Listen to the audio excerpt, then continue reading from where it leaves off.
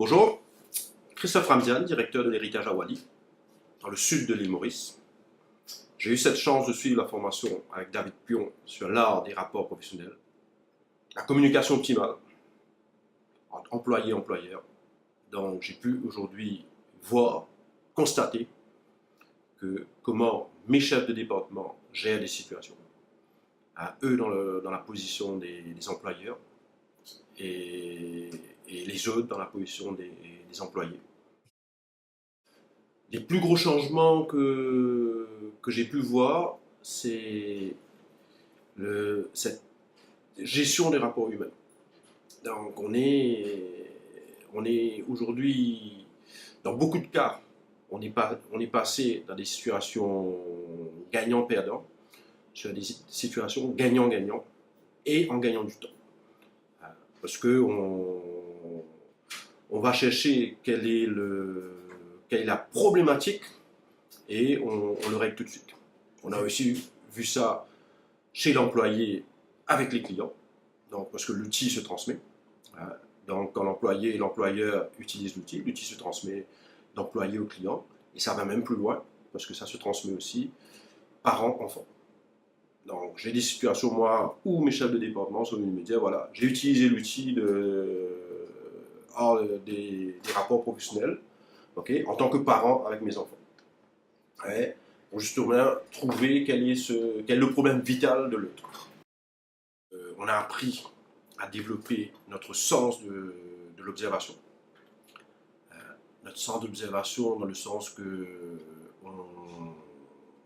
on se prépare déjà avant d'aller affronter que ce soit un employé, que ce soit un client, que ce soit son enfant, si je dois revenir à ce que j'ai dit plus tôt. Donc on se prépare, on observe, on se met à la hauteur de la respiration de la personne, et là, il y a des fois, on se met en position de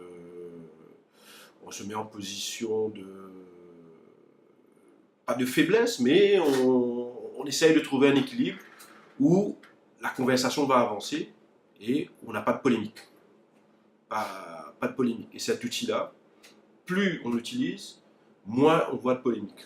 Donc des situations des fois qui prenaient des jours à être réglées, maintenant peut prendre des heures ou même des minutes, parce que on arrive à connaître le problème vital, et quand on connaît le problème vital, ben, on utilise l'outil qu'on appelle envoyer l'accident. Quand on envoie l'accident, ben, c'est là qu'on tape fort où ça fait mal. Et quand ça fait mal, ben, c'est là qu'on a les réponses qui sortent. Ou sinon, ben, la personne dit, ben voilà, c'est bon, je vais dans ce sens-là. On a aussi travaillé sur le côté où on a inversé la situation émotionnelle. Donc on parle